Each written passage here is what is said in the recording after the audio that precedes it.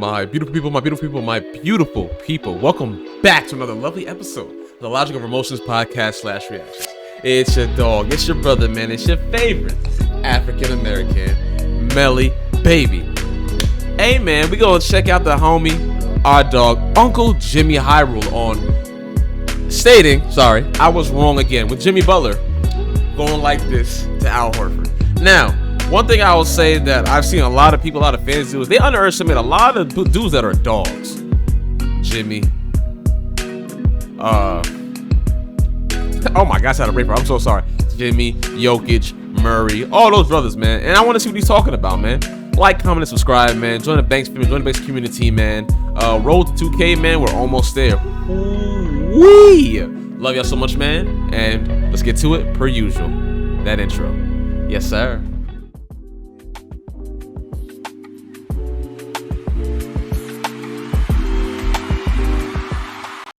Seen a Jimmy one in a while, man. Let's get to it.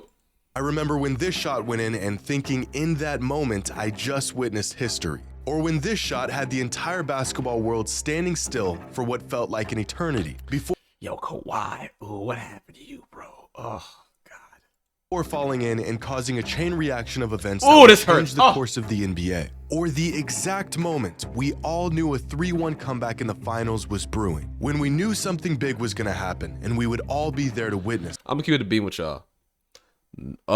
No one thought. Actually, let me not say that.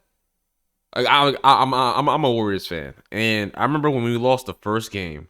The first thing that came in my mind was just the fact of just like, yo, Bron and Kai might actually do it. I ain't even gonna lie to you. That's the first thing I said to myself. I was like, they might do it.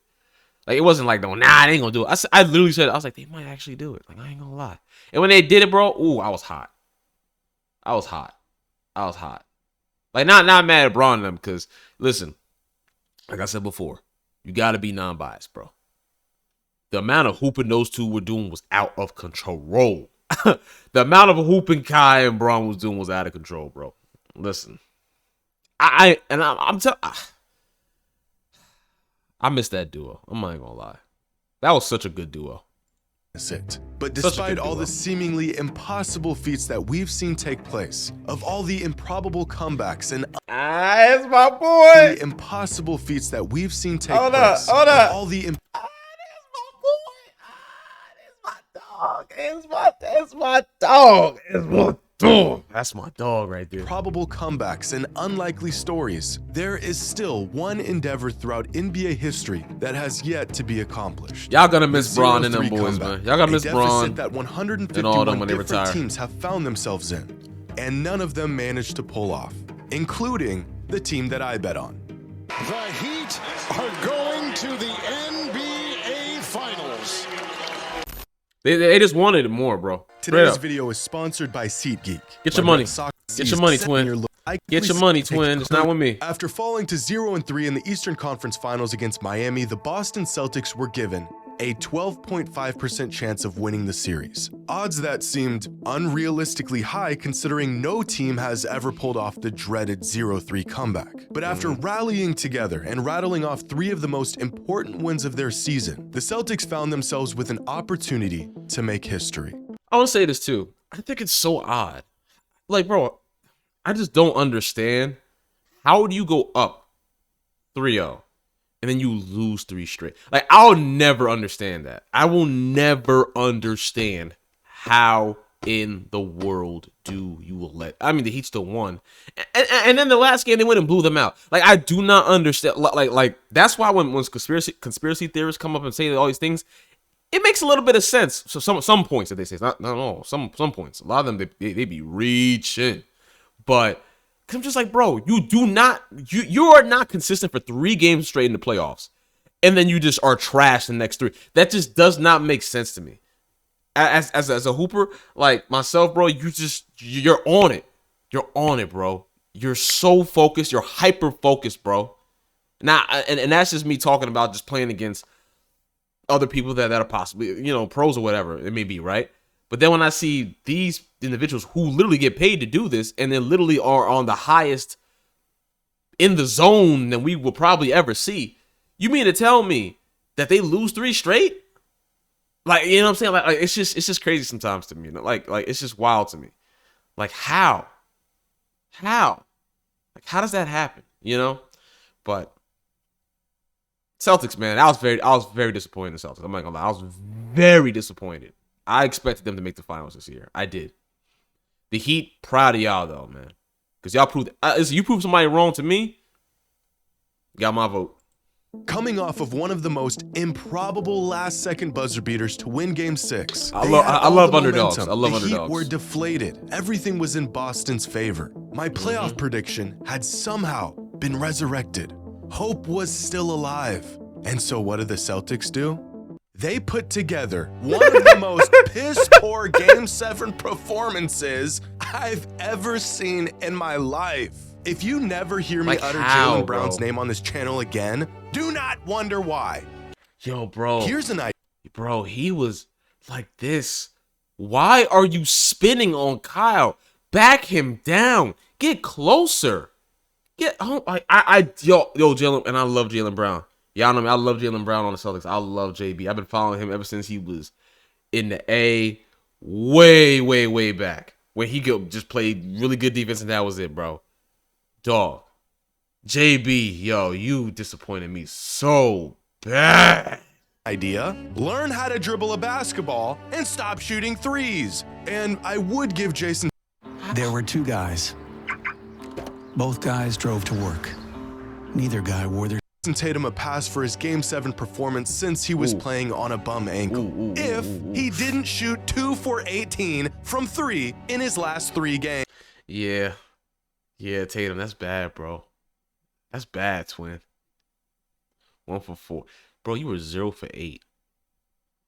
Jesus Christ.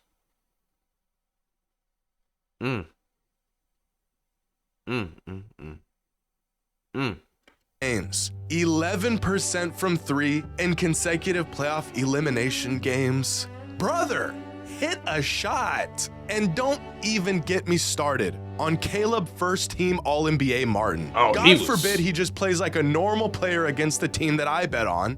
No, he has to morph into a human flamethrower for 7 games and rip the hearts out of whatever Boston fans are left after this monstrosity.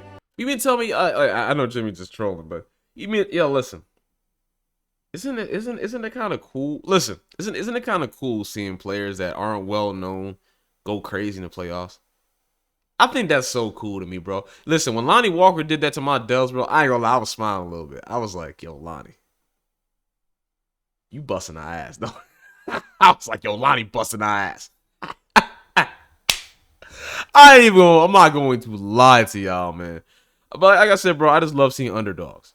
I love seeing underdogs perform, especially under like a lot of pressure. And let's say that there's the superstar, the team is not doing so well, and then they start just going crazy. I just love that, bro. I really do love watching that. And to you losers saying that this finals is boring, y'all are so lame, bro. Y'all are so lame. Listen, what I saw from the Nuggets that game 1 was beautiful dominant basketball. And the Heat came back. And of course, they made it closer. But it was good basketball from both teams. From the first half to the second half. From one team to the other. Now, the second game, I expect the Heat to do a lot better, me personally. But we'll see. I expect the Nuggets to be more on point with putting their foot on their opponent's necks. I expect to see that. But we'll see. All I know is this is some good basketball we're watching. So if you don't like good basketball, you're just mad as your team isn't in there and you want to be a weirdo and call it bad basketball, do me a favor. Take that basketball. Take it. Just, you know what I'm saying? Take the ball. Throw it on the wall repeatedly. And make sure it hits your head really hard and knocks your dumb ass out. Cool? Cool. We don't want y'all weirdos in the basketball community, man. Because y'all are weird. Have y'all seen Caleb's splits from the Eastern Conference Finals? 19 points per game, 60% from the field, and 49% from 3. That's 74% true shooting percentage for the series. Love it. The man makes $6 million a year and outplayed Mr. $100 million contract second team All-NBA Jaylen Dribble off my foot Brown. I am sick to my stomach, but I gotta give credit where credit is due. The Miami Heat are tough. They've got a great team with a bunch of guys ready and willing to do whatever it takes to win. There's imagine if Tyler Hero was playing. no ego, there's no drama, it's just great basketball. A few weeks ago, I said that as sports fans, we love the underdog story, despite the fact that that's so cap. That's so cap. Sports fans do not like the underdog story. I'll tell you about sports fans. Sports fans have to be the most hypocritical kind of fans I've ever seen in my life, bro. And the most biased. They will say something about their players saying, I'll give you an example. Some Lakers fans, right? I've seen Lakers fans sit there and talk about so much during the Warriors. I have to talk about this because it's one of the things that I thought was very hypocritical. They said, "Oh, the Warriors don't get a lot of foul calls because they don't drive the ball a lot." Acting as if they don't get fouled off the off-ball movements and whatnot. Whatever, right? But to a degree, I do agree, right? They didn't drive the ball a lot. Cool. So when there were calls that didn't make a lot of sense that the Lakers were getting, and I was pointing that out while at the same time pointing out the Warriors getting called, you know what I'm saying? Being fair, pointing out both of the crazy sides, but also pointing out the fact that, hey man, I know the Warriors flop, but the fact that y'all are sitting here saying that LeBron doesn't flop is crazy. And then we're seeing it, and then you basically telling me, nah, bro, he ain't flopping. So, bro, I know what my eyes are seeing. The man flops. So it was just crazy to me, bro, how I saw the Lakers and I was just like, bro. And then when they played the Nuggets, when I tell y'all, I saw, again, not all Lakers fans, but when I saw the toxic Lakers fans complaining about not getting foul calls, it was the most hypocritical thing I've ever seen. Because I said to y'all, the refs have been ass all around for everyone. And they said to me, stop crying. And I said, bro, I'm not crying. Because even when y'all get weird ass calls, Lakers fans, when y'all don't get the calls, y'all like, bro, I seen LeBron get assaulted and they weren't giving him the calls. I was like, yo, what are we doing, referees? What NBA, what are we doing? I love seeing good basketball. That's just me. But it was just funny because it was just so, it went from stop crying to now it's we're crying. You get what I'm saying? Like it was so odd to me. And I already knew it was gonna happen because the Nuggets were gonna bust our ass too. We played them too. That was obvious. But it was so hypocritical, bro, when I saw that. And I was just like, all right, bro. But again, it's not all Lakers fans, of course. It's never all.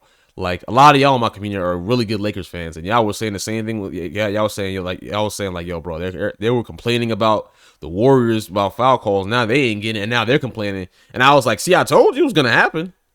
But it's the typical. It doesn't become my problem until it becomes my problem. You get what I'm saying? It was those typical kind of fans, and it sucks, but is what it is, sadly. It very rarely happens. Well, it just did. My bad. I'm kind of Because the hungry. My Miami thought Heat process are ain't just really the going that well. second 8 seed in NBA history to make it to the NBA Finals. The last team to pull this off were the New York Knicks in the lockout season of 1999. That's so but what dope. the Heat have done this postseason has actually never been done before. Because the worst regular season team to ever make the finals in the modern NBA were the 1981 Houston Rockets, who somehow made the finals despite having a losing record in the regular season. But this year's Heat team is the first team since the 1959 Minneapolis Lakers to make the There's nothing more powerful than you Wicks, making get your outta dream here. happen. Doing business on your terms. Skedaddle. finals while carrying a Nothing negative too. For y'all weirdos, go, oh Mel, I didn't see any Lakers fans. Just because you didn't see anything doesn't mean that it's not there, bro. Just because you didn't see it does not mean it's not happening. I know someone's gonna say it, bro. I ain't see. I did.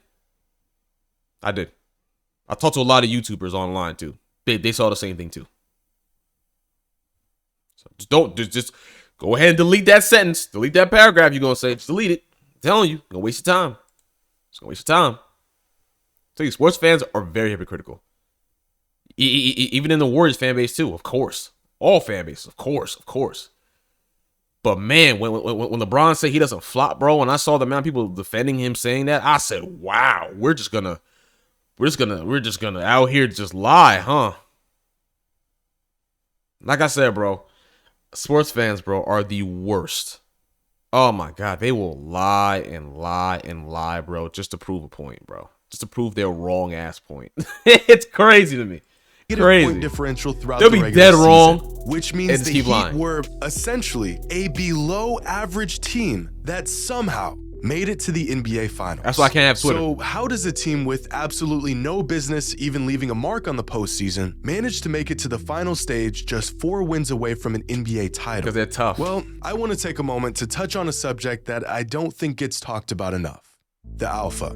You know how in modern NBA discourse, whenever anyone brings up Mamba mentality, Talk they're about laughed it, at Jimmy. And dismissed like whatever they're referring to doesn't Talk about actually it, Jimmy. exist, or that it's even a misconception of some sort. To this day, especially older fans of the game will talk about how the greatest players of all time had the, don't make me say it, killer mentality. Over the years, this was a critical talking point among NBA fans on why some players found success in defining moments while others continued to fall short. This narrative in particular began to lose its credibility sometime over the last half-decade or so, as any player who didn't win a title was labeled as soft or lacking the killer mentality, despite there being about a million other factors that were failed to be considered. True. But we Context. just saw firsthand what grit and determination and integrity and this elusive killer mentality that we've been dismissive of for years can do for a player and a team. Look at that dog.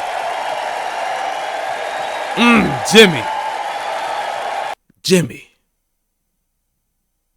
Type down in the comment section W Jimmy, man. W Jimmy, man. Mentality that we've been dismissive of for years Look at that dog, man. Look at that dog. can do for a player and a team. Is Jimmy Butler more talented than Jason Tatum? No. And it's not particularly close. Is Caleb Martin nearly as talented as Jaylen Brown? Well, after this last series, I sure as hell say so. But really, no. Jaylen is the far more talented player. Should Gabe Vincent and Max Strus be starting throughout an entire conference finals series? Well, if talent was the deciding factor, then no.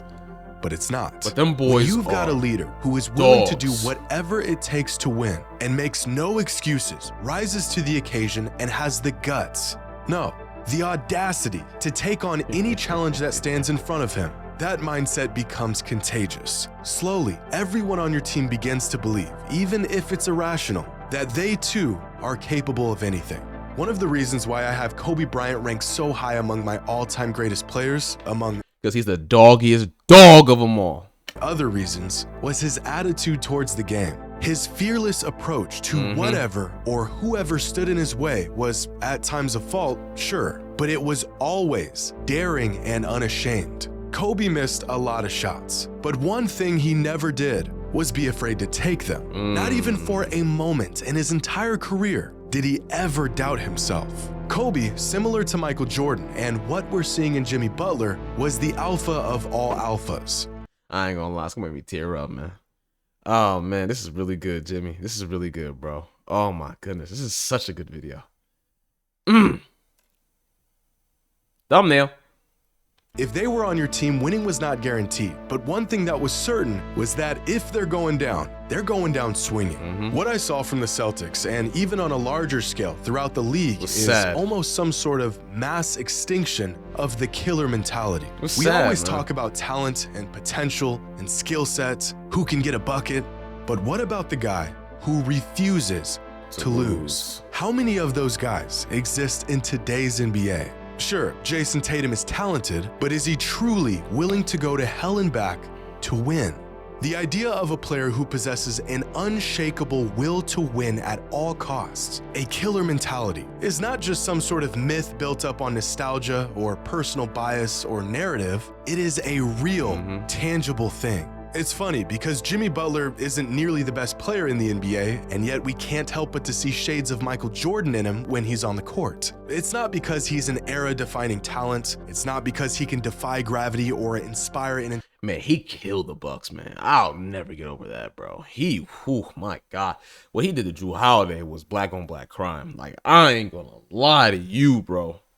Woo, man. I love Jrue, too.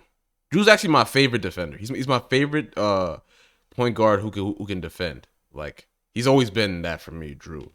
And I've always knew Drew had it in him to, like, you know, get to that next level. It just always seemed like, I don't know how to explain it. It's like Drew has that dog in him, but it's like it's kind of on a leash still. You feel what I'm saying?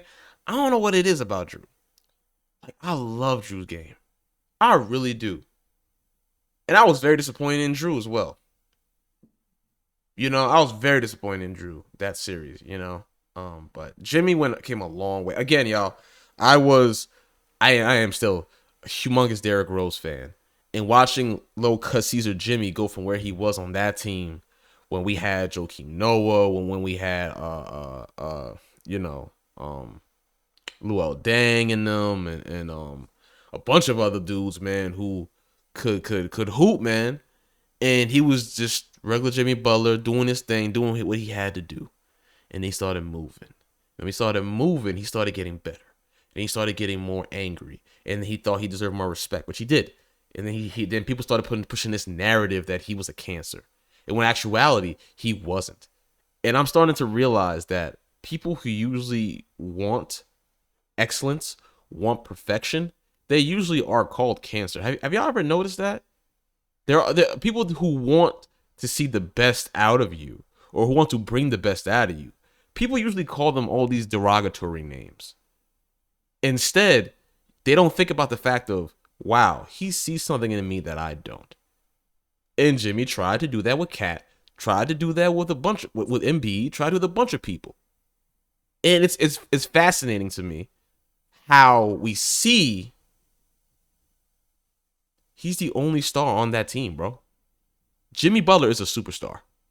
I do not care what any of you have to say.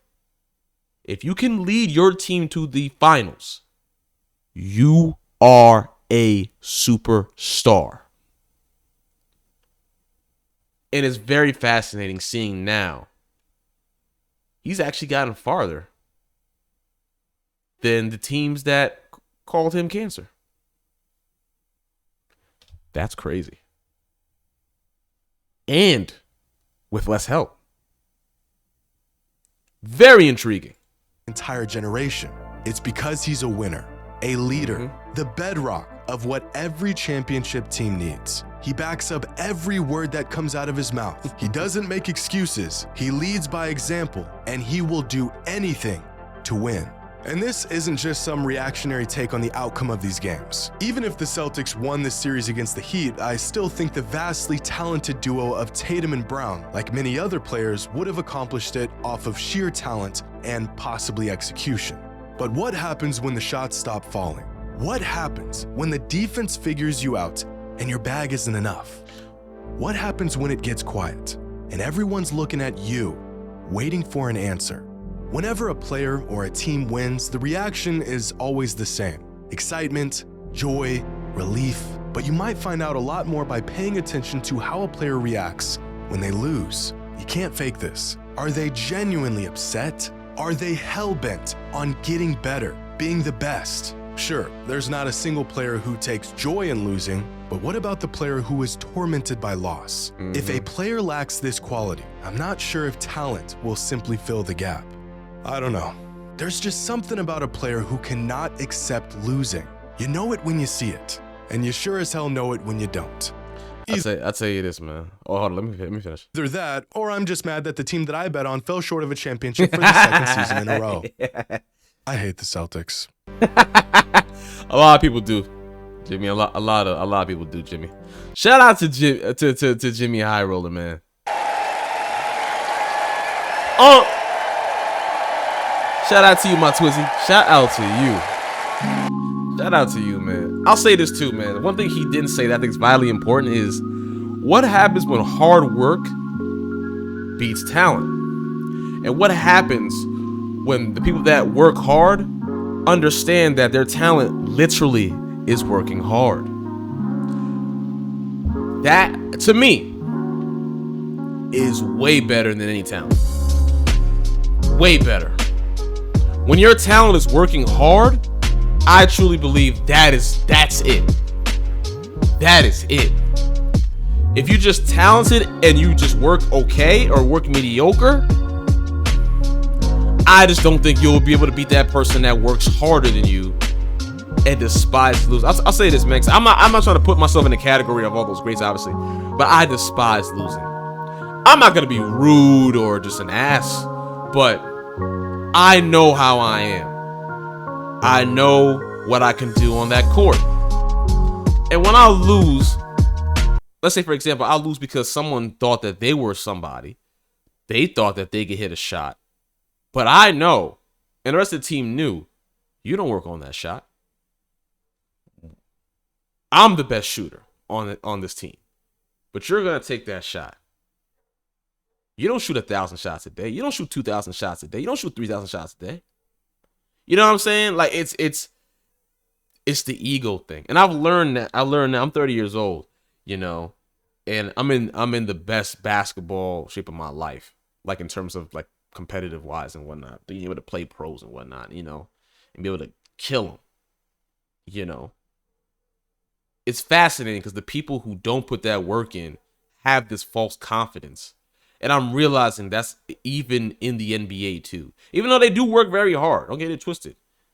They also think that they're a lot better than what they are. I'll give you a prime example. James Harden is not him. He's not.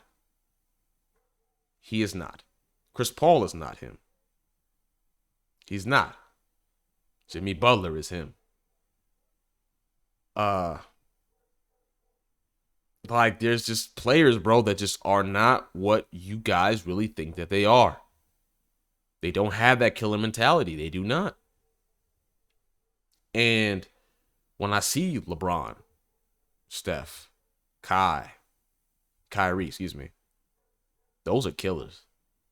Those are real killers. And when people that sit there and say, "Oh no, they aren't," when they were on the biggest stages, they proved it numerous times. Kai did, LeBron did, KD did, Steph did. It doesn't matter how you feel. It matters what happened. That's the thing. And to make it my conclusion, if you hooping, bro, understand this. If you sit there and you shooting 1,000 shots a day, you're making sure you can dribble left or right. You could go to do layups with both hands. You got to understand the amount of just dedication you're putting towards being a master of your craft. You also have to understand that there are people who think they're masters at their craft and they are not. And those are the kind of people I despise playing with. I despise playing with them. People who don't understand their roles. People don't understand how to defer to people when it's their time to put the work in and put the team on their back. You know, I've been in a lot of situations where I had to defer because that person's ego was too big. Well, of course, there was times where I had to put some pep in my step, and I didn't. But there's also a lot of times where I had to take over, and I took the hell over. That's how you gotta be, bro. You gotta be a killer. You gotta be a killer. You gotta be able to say, "Give me that damn rock," or "Let me guard that dude," or be vocal and let people know, "Hey, bro, you're getting cooked right now. It's okay. Switch off. Let so-and-so guard him. Or let me," you know what I'm saying? You gotta be able to understand the situation and stop worrying about people's feelings. Because when it comes to basketball, and you hate losing, and you care about people's feelings more, you're just gonna get pissed off more and more and more, bro. You know. But Jimmy, this was such a great video. This was a very inspirational video. No funny. You know. Shout out to Jimmy, man. Shout out to y'all, man. We're getting back into things, man. Excuse me. My voice acting has been taking off pretty well. I've been doing a lot of work. The Lord's blessing me by being able to get paid a good amount of money doing it too, you know. And hopefully, you guys can hear me on the big screen one day. We'll see. We'll see how things go, man. Love y'all so much, man. Peace and love forever. Bow. I gotta get the next video ready, man. Let me know in the comments down below. What else would you like to see? Seriously. I'm down for it all, y'all. Peace and love forever, man. Love y'all, man. Bye.